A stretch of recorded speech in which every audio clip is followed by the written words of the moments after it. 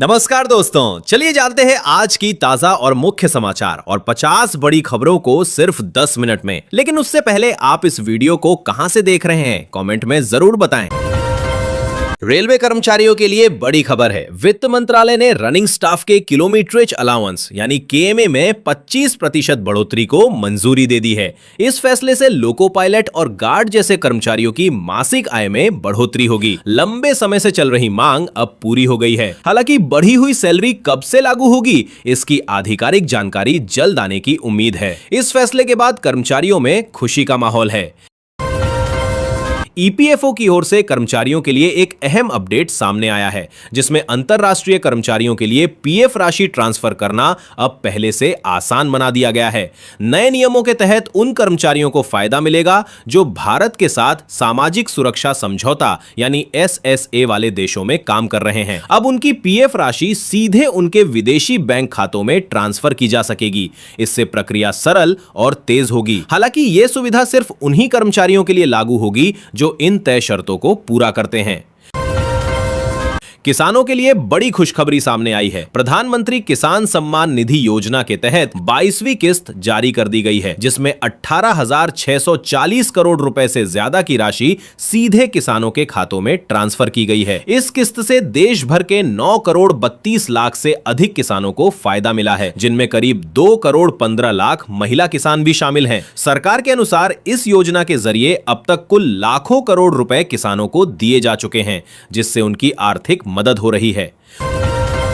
सोना चांदी के दामों में बड़ी गिरावट देखने को मिली है। राजधानी नई दिल्ली के सर्राफा बाजार में चांदी की कीमत 17,800 रुपए टूटकर करीब 2.38 लाख रुपए प्रति किलो पर आ गई है। वहीं सोना भी 7,000 रुपए सस्ता होकर लगभग 1.53 लाख रुपए प्रति 10 ग्राम पर पहुंच गया है। बाजार विशेषज्ञों के मुताबिक वैश्विक कारणों और मांग में बदलाव की वजह से ये गिरावट आई है। अब निवेशकों की नजर इस बात पर है कि आने वाले दिनों में कीमतों में और गिरावट होगी या फिर बाजार संभल सकता है। उत्तराखंड में आज राजनीतिक हलचल तेज है, जहां मुख्यमंत्री पुष्कर सिंह धामी के नेतृत्व में मंत्रिमंडल का विस्तार होने जा रहा है। आज सुबह 10 बजे राजभवन में 5 नए मंत्री शपथ लेंगे। इस विस्तार के साथ मंत्रिमंडल की सभी खाली सीटें भर जाएंगी। सरकार ने इस बार जातीय और क्षेत्रीय संतुलन को ध्यान में रखते हुए मंत्रियों का चयन किया है। माना जा रहा है कि इससे संगठन और सरकार दोनों को मजबूती मिलेगी। लखनऊ में आज भाजपा की कोर कमेटी की अहम बैठक आयोजित की जा रही है, जिसमें मुख्यमंत्री योगी आदित्यनाथ और प्रदेश अध्यक्ष पंकज चौधरी की मौजूदगी में कई बड़े मुद्दों पर विस्तार से चर्चा होगी। बैठक में खास तौर पर मंत्रिमंडल में नए चेहरों को शामिल करने को लेकर विचार किया जाएगा। साथ ही आगामी विधानसभा चुनावों की रणनीति पर भी मंथन किया जाएगा। इसे संगठन और सरकार दोनों के लिए बेहद महत्वपूर्ण बैठक माना जा रहा है, जहां लिए गए फैसले आगे की राजनीतिक दिशा तय कर सकते हैं। केरल विधानसभा चुनाव को लेकर कांग्रेस ने अपनी दूसरी उम्मीदवार सूची जारी कर दी है, जिसमें कुल 37 उम्मीदवारों के नाम शामिल किए गए हैं। खास बात यह है कि इस सूची में किसी भी लोकसभा सांसद को टिकट नहीं दिया गया है, जबकि सीटों के बंटवारे को लेकर पार्टी के अंदर लगातार हलचल और मांगे सामने आ रही थी। माना जा रहा है कि पार्टी ने इस बार नए चेहरों और स्थानीय नेताओं को मौका देने पर जोर दिया है। यह फैसला चुनावी रणनीति के लिहाज से काफी अहम माना जा रहा है। उत्तर प्रदेश में ड्राइविंग सीखने वालों के लिए अच्छी खबर है। परिवहन विभाग राज्य के 20 जिलों में 32 नए ड्राइविंग प्रशिक्षण केंद्र शुरू करने जा रहा है। इन केंद्रों के लिए आवेदन प्रक्रिया 1 अप्रैल से शुरू होगी। इच्छुक उम्मीदवार निर्धारित पोर्टल के माध्यम से आवेदन कर सकेंगे। सरकार का उद्देश्य योग्य और प्रशिक्षित चालक तैयार करना है। इसके लिए एडीटीसी यानी प्रत्यायन ड्राइविंग प्रशिक्षण केंद्र की स्थापना और संचालन की व्यवस्था की जा रही है। ये पहल सड़क सुरक्षा और रोजगार के अवसर बढ़ाने के लिहाज से अहम मानी जा रही है। उत्तर प्रदेश में निर्वाचन कार्यालय के आउटसोर्सिंग कर्मियों के लिए राहत भरी खबर है। सरकार ने उनके मानदेय में बढ़ोतरी का फैसला लिया है, जो 1 अप्रैल से लागू होगा। मुख्य निर्वाचन अधिकारी नवदीप रिणवा द्वारा जारी आदेश के अनुसार अब इन कर्मियों को न्यूनतम 18,000 रुपए से लेकर 37,400 रुपए तक मानदेय दिया जाएगा। इस फैसले से हजारों कर्मचारियों को सीधा लाभ मिलेगा और उनकी आर्थिक स्थिति में सुधार होने की उम्मीद है। लंबे समय से चली आ रही मांग के बाद ये निर्णय लिया गया है। देश के बिजली क्षेत्र को लेकर बड़ी घोषणा सामने आई है। केंद्रीय मंत्री मनोहर लाल ने भारत इलेक्ट्रिसिटी समिट 2026 में बताया कि आने वाले 2 दशकों में इस क्षेत्र में करीब 200 लाख करोड़ रुपए के निवेश की संभावना है। उन्होंने कहा कि यह निवेश भारत को 2047 तक विकसित राष्ट्र बनाने के लक्ष्य को मजबूती देगा। सरकार बिजली ढांचे को मजबूत करने और ऊर्जा क्षेत्र में बड़े बदलाव लाने की दिशा में लगातार काम कर रही है। इस घोषणा को देश की आर्थिक प्रगति के लिए अहम माना जा रहा है। हैदराबाद में जेरी उत्पादों को लेकर बड़ी कार्रवाई की गई है, जहां अधिकारियों ने सिकंदराबाद के गंज बाजार इलाके में छापेमारी करते हुए 6 दुकानों से 3,800 किलोग्राम से अधिक नकली और अस्वच्छ पनीर व खोआ जब्त किया है। जांच में सामने आया कि ये उत्पाद गलत तरीके से भंडारित किए गए थे और अज्ञात सप्लायरों से लाए गए थे। इस मामले में 6 लोगों को गिरफ्तार भी किया गया है। प्रशासन ने साफ किया है कि मिलावटखोरी के खिलाफ आगे भी सख्त कार्रवाई जारी रहेगी। उत्तर प्रदेश में स्मार्ट प्रीपेड मीटर को लेकर उपभोक्ताओं की परेशानी सामने आई है, जहां रिचार्ज कराने के बाद भी 2 घंटे तक बिजली बहाल नहीं होने का मामला अब विद्युत नियामक आयोग तक पहुंच गया है। उपभोक्ता परिषद ने बिजली कंपनियों पर नियमों के उल्लंघन का आरोप लगाते हुए अवमानना याचिका दायर की है। इस मुद्दे को लेकर अब आयोग में सुनवाई होने की संभावना है, जिसे उपभोक्ताओं के अधिकारों से जुड़ा अहम मामला माना जा रहा है। दिल्ली के मौसम में बड़ा बदलाव देखने को मिला है, जहां मार्च महीने में बारिश ने 3 साल का रिकॉर्ड तोड़ दिया है। लगातार दूसरे दिन तेज हवाओं के साथ हुई बारिश के कारण तापमान गिरकर 26.8 डिग्री सेल्सियस दर्ज किया गया, जो इस महीने का सबसे कम तापमान है। मौसम विभाग के अनुसार अब तक मार्च में 9.4 मिलीमीटर बारिश हो चुकी है, जो पिछले 3 वर्षों में सबसे अधिक है। इस बदलाव से लोगों को गर्मी से राहत मिली है, लेकिन मौसम का मिजाज अभी भी बदला हुआ बना हुआ है।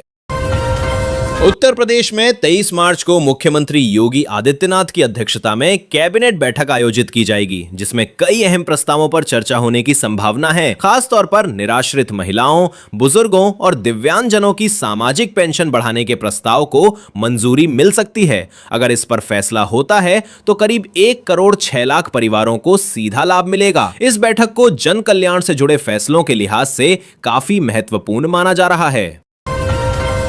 हिमाचल प्रदेश में नौकरी की तलाश कर रहे युवाओं के लिए अच्छी खबर सामने आई है। सरकारी स्कूलों में 870 शारीरिक शिक्षकों यानी पीईटी के पदों को भरने का रास्ता साफ हो गया है। उच्च न्यायालय के आदेश के बाद शिक्षा निदेशालय ने सभी जिलों को भर्ती प्रक्रिया शुरू करने के निर्देश जारी कर दिए हैं। इससे लंबे समय से खाली पड़े पद अब भरे जा सकेंगे। साथ ही उम्मीदवारों को रोजगार का अवसर मिलेगा। वेतन और जिलावार पदों की पूरी जानकारी भी जल्द जारी किए जाने की उम्मीद है। इस फैसले को शिक्षा व्यवस्था को मजबूत करने की दिशा में अहम कदम माना जा रहा है।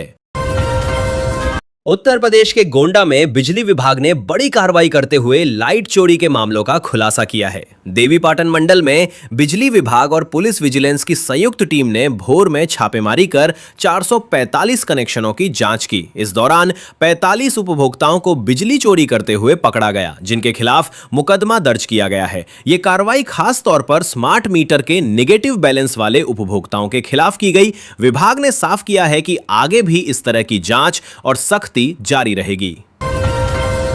खाड़ी देशों में फंसी भारतीय महिलाओं को लेकर अहम जानकारी सामने आई है। पंजाब के सांसद संत सीचेवाल ने संसद में बताया कि पिछले 6 वर्षों में 1000 से अधिक महिलाओं की सुरक्षित वापसी कराई जा चुकी है। उन्होंने ओमान में युद्ध जैसी स्थिति के बीच फंसी 88 भारतीय महिलाओं का मुद्दा भी उठाया, जिसे एक बड़ी चुनौती बताया जा रहा है। सरकार द्वारा लगातार ऐसे मामलों में मदद की जा रही है, ताकि विदेशों में फंसे भारतीय नागरिकों को सुरक्षित वापस लाया जा सके। अयोध्या में चैत्र नवरात्र के पहले दिन एक विशेष धार्मिक कार्यक्रम का आयोजन किया गया, जहां राम जन्मभूमि परिसर में श्री राम यंत्र की प्रतिष्ठापना की गई। इस मौके पर राष्ट्रपति द्रौपदी मुर्मू और मुख्यमंत्री योगी आदित्यनाथ मौजूद रहे। कार्यक्रम के दौरान सीएम योगी ने कहा कि जहां दुनिया के कई हिस्सों में युद्ध की स्थिति है, वहीं भारत में राम राज्य की अनुभूति हो रही है। इस आयोजन को धार्मिक और सांस्कृतिक दृष्टि से बेहद महत्वपूर्ण माना जा रहा है, जिसमें बड़ी संख्या में श्रद्धालु भी शामिल हुए। मिडिल ईस्ट में बढ़ते तनाव को लेकर भारत ने कड़ा रुख अपनाया है। तेल रिफाइनरियों और गैस क्षेत्रों पर हो रहे हमलों को भारत ने वैश्विक ऊर्जा सुरक्षा के लिए गंभीर खतरा बताया है। विदेश मंत्रालय ने इन हमलों को अस्वीकार्य बताते हुए इन्हें तुरंत रोकने की मांग की है। वहीं प्रधानमंत्री नरेंद्र मोदी ने कई देशों के नेताओं से बातचीत कर स्थिति पर चिंता जताई है। भारत का कहना है कि क्षेत्र में शांति और स्थिरता बनाए रखना बेहद जरूरी है। ग्रेटर नोएडा में लोगों की सुरक्षा को ध्यान में रखते हुए एक अहम पहल शुरू की गई है। सड़क किनारे खुले नालों को ढकने का काम तेज कर दिया गया है। विप्रो गोल चक्कर से सेक्टर 36 और 37 की ओर जाने वाले नालों पर प्रीकास्ट ढक्कन लगाए जा रहे हैं। इस कदम का उद्देश्य हादसों को रोकना और राहगीरों की सुरक्षा सुनिश्चित करना है। स्थानीय प्रशासन का कहना है कि इस काम को जल्द पूरा कर लिया जाएगा, जिससे क्षेत्र में बेहतर सुविधाएं मिल सकेंगी। प्रधानमंत्री किसान सम्मान निधि योजना को लेकर बड़ी जानकारी सामने आई है। सरकार द्वारा अब तक किसानों को कुल 4.27 लाख करोड़ रुपए की राशि जारी की जा चुकी है। हाल ही में 22वीं किस्त के तहत 18,640 करोड़ रुपए सीधे किसानों के खातों में ट्रांसफर किए गए, जिससे 9 करोड़ 32 लाख से अधिक किसानों को लाभ मिला है, जिनमें करीब 2 करोड़ 15 लाख महिला किसान भी शामिल हैं। इस योजना के जरिए किसानों को आर्थिक सहायता देने का सिलसिला लगातार जारी है। देश के रक्षा क्षेत्र को लेकर बड़ा बयान सामने आया है। रक्षा मंत्री राजनाथ सिंह ने कहा है कि आने वाला समय एआई, ड्रोन और रोबोटिक्स का होगा। ऐसे में भारत को डिफेंस हब बनाना बेहद जरूरी है। उन्होंने स्वदेशी ड्रोन उत्पादन को बढ़ावा देने पर जोर देते हुए कहा कि बदलते वैश्विक हालात में रणनीतिक स्वायत्तता और मजबूत रक्षा तैयारियों के लिए यह कदम अहम है। सरकार इस दिशा में लगातार प्रयास कर रही है ताकि भारत रक्षा क्षेत्र में आत्मनिर्भर बन सके। भारतीय रेलवे ने यात्रियों की सुविधा के लिए एक बड़ा कदम उठाया है। अब ट्रेनों में मिलने वाले खाने की गुणवत्ता जांचना आसान हो जाएगा। रेलवे ने क्यूआर कोड आधारित नई व्यवस्था शुरू की है, जिसके तहत हर खाद्य पैकेट पर क्यूआर कोड दिया जाएगा, जिसे स्कैन कर यात्री भोजन की ताजगी और उसके तैयार होने का समय जान सकेंगे। इस पहल का उद्देश्य खाने की गुणवत्ता बनाए रखना और अवैध वेंडरों पर रोक लगाना है, जिससे यात्रियों को सुरक्षित और बेहतर सेवा मिल सकेगी। नोएडा इंटरनेशनल एयरपोर्ट के उद्घाटन को लेकर तैयारियां तेज हो गई हैं। मुख्यमंत्री योगी आदित्यनाथ 22 मार्च को इस कार्यक्रम की तैयारियों की समीक्षा बैठक करेंगे। 28 मार्च को प्रस्तावित उद्घाटन को ध्यान में रखते हुए प्रशासन ने सभी व्यवस्थाओं को अंतिम रूप देना शुरू कर दिया है। इस बड़े प्रोजेक्ट को लेकर अधिकारियों की सक्रियता बढ़ गई है। माना जा रहा है कि ये एयरपोर्ट क्षेत्र के विकास और कनेक्टिविटी के लिहाज से अहम साबित होगा। बिहार की राजनीति को लेकर बड़ा अपडेट सामने आया है। नए मुख्यमंत्री के नाम को लेकर भाजपा नेता ने स्पष्ट किया है कि एनडीए में किसी तरह का विवाद नहीं है। उन्होंने कहा कि मुख्यमंत्री का फैसला सामूहिक रूप से लिया जाएगा और इसमें नीतीश कुमार की सहमति भी जरूरी होगी। पार्टी का लक्ष्य विकसित बिहार बनाना है। ऐसे में सभी सहयोगी दल मिलकर आगे की रणनीति तय करेंगे। इस बयान के बाद सियासी हलचल और तेज हो गई है। उत्तर प्रदेश के सरकारी स्कूलों में चैत्र नवरात्रि के अवसर पर विशेष कार्यक्रम आयोजित किए गए। मिशन शक्ति अभियान के तहत बच्चों ने बढ़ चढ़कर हिस्सा लिया। इस दौरान करीब 2,33,000 से अधिक बच्चों ने नवदुर्गा थीम पर पोस्टर बनाए। इन कार्यक्रमों का उद्देश्य बच्चों में सांस्कृतिक जागरूकता और महिला सशक्तिकरण का संदेश देना है। स्कूलों में इस तरह की गतिविधियों से छात्रों में उत्साह और रचनात्मकता भी देखने को मिली। दिल्ली विधानसभा में तकनीक की दिशा में बड़ा कदम उठाया गया है, जहां बजट सत्र से पहले विधान साथी नाम का एआई चैटबॉट लॉन्च किया गया है। इसे स्पीकर विजेंद्र गुप्ता ने शुरू किया है। यह चैटबॉट विधायकों को विधायी शोध और जानकारी जुटाने में मदद करेगा, जिससे सदन में बहस और अधिक सटीक व प्रभावी हो सकेगी। इसके साथ ही दिल्ली देश की पहली ऐसी विधानसभा बन गई है जहां इस तरह की एआई तकनीक का उपयोग किया जा रहा है। दिल्ली की 214 साल पुरानी फूल वालों की सैर परंपरा में इस बार बड़ा बदलाव देखने को मिल रहा है। यह आयोजन पहली बार अक्टूबर-नवंबर के बजाय मार्च में मनाया जा रहा है, जो हिंदू मुस्लिम एकता का प्रतीक माना जाता है। जानकारी के अनुसार आयोजन स्थल की अनुमति से जुड़ी समस्या के चलते ये फैसला लिया गया है। खास बात यह है कि इस साल इस परंपरा को 2 बार मनाने की तैयारी भी की जा रही है, जिससे इसकी ऐतिहासिक और सांस्कृतिक महत्ता और भी बढ़ गई है। शहरी स्कूलों में शिक्षकों की कमी को दूर करने के लिए बड़ा कदम उठाया जा रहा है। बेसिक शिक्षा परिषद ने नई योजना तैयार की है, जिसके तहत आरटीई मानकों के अनुसार छात्र शिक्षक अनुपात को संतुलित किया जाएगा। इसके लिए ग्रामीण क्षेत्रों के विद्यालयों से शिक्षकों को नगर क्षेत्र के स्कूलों में तैनात किया जाएगा। लंबे समय से शहरी इलाकों में शिक्षकों की कमी बनी हुई थी, जिसे अब इस व्यवस्था के जरिए दूर करने की कोशिश की जा रही है। इस फैसले से शिक्षा व्यवस्था में सुधार आने की उम्मीद है। प्रधानमंत्री उज्ज्वला योजना के उपभोक्ताओं के लिए जरूरी सूचना सामने आई है। एलपीजी गैस की सुचारू आपूर्ति बनाए रखने के लिए प्रशासन ने केवाईसी पूरा करना अनिवार्य बताया है। जिला आपूर्ति पदाधिकारी के अनुसार जिले में गैस की पर्याप्त उपलब्धता है और जरूरत से ज्यादा सिलेंडर मिल रहे हैं, लेकिन उपभोक्ताओं से अपील की गई है कि वे समय पर अपना केवाईसी पूरा कर लें, अन्यथा भविष्य में गैस सुविधा लेने में परेशानी हो सकती है। इसलिए सभी लाभार्थियों को इस प्रक्रिया को जल्द पूरा करने की सलाह दी गई है।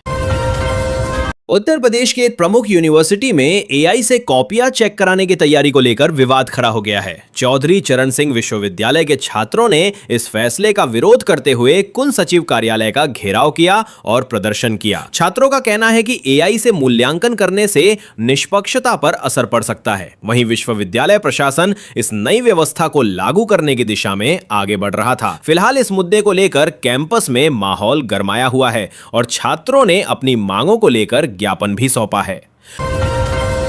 उत्तर प्रदेश सरकार ने मुख्यमंत्री आवास योजना को लेकर बड़ी पहल शुरू की है, जिसके तहत सबसे पहले महिलाओं को अपना घर देने पर जोर दिया जा रहा है। उप मुख्यमंत्री केशव प्रसाद मौर्य के निर्देश पर वित्तीय वर्ष 2026 से 27 के लिए पात्र लाभार्थियों की पहचान की प्रक्रिया शुरू कर दी गई है। सरकार का उद्देश्य जरूरतमंद परिवारों को पक्का घर उपलब्ध कराना है। इस योजना के जरिए खास तौर पर महिलाओं को प्राथमिकता दी जाएगी, जिससे उनकी सामाजिक और आर्थिक स्थिति मजबूत हो सके। दिल्ली जल बोर्ड ने उपभोक्ताओं की सुविधा के लिए बड़ा कदम उठाया है। अब करीब 35 लाख उपभोक्ताओं का ई-केवाईसी और डिजिटल डेटा अपडेट किया जाएगा। इस अभियान का उद्देश्य गलत बिलिंग की समस्या को खत्म करना और सेवाओं को अधिक पारदर्शी बनाना है। ई-केवाईसी पूरा होने के बाद उपभोक्ताओं को सही बिल, बेहतर रिकॉर्ड और तेज सेवाओं का लाभ मिलेगा। प्रशासन का कहना है कि यह प्रक्रिया जल्द शुरू कर दी जाएगी और सभी उपभोक्ताओं से इसमें सहयोग करने की अपील की गई है। ग्रामीण स्वास्थ्य सेवाओं को मजबूत करने के लिए बड़ा कदम उठाया गया है। अमरोहा में मरीजों के बेहतर उपचार के लिए 18 नए सब सेंटर बनाए जाएंगे। प्रत्येक करीब 5000 की आबादी पर ग्राम समाज की भूमि पर ये केंद्र स्थापित होंगे। इसके लिए करीब 7 करोड़ 38 लाख रुपए का बजट भी तय किया गया है। इन केंद्रों पर सीएचओ और एएनएम की तैनाती होगी, जहां प्राथमिक इलाज के साथ करीब 14 तरह की जांच की सुविधा मिलेगी। इस पहल से गांवों में स्वास्थ्य सेवाएं और बेहतर होने की उम्मीद है।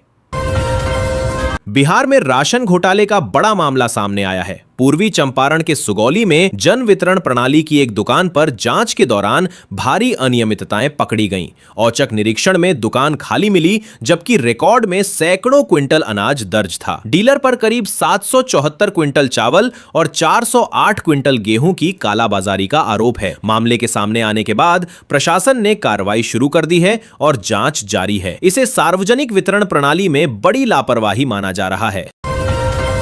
बिहार के नवादा जिले में औद्योगिक विकास को लेकर बड़ी पहल सामने आई है। वारिसलीगंज प्रखंड में करीब 100 एकड़ भूमि पर नई चीनी मिल स्थापित करने की योजना बनाई जा रही है। इसके लिए जमीन भी चिन्हित कर ली गई है। अंचल अधिकारी की रिपोर्ट जिला प्रशासन को सौंपे जाने के बाद डीएम ने इसे गन्ना उद्योग विभाग को भेज दिया है। इस परियोजना के शुरू होने से क्षेत्र में रोजगार के अवसर बढ़ने और किसानों को सीधा लाभ मिलने की उम्मीद जताई जा रही है।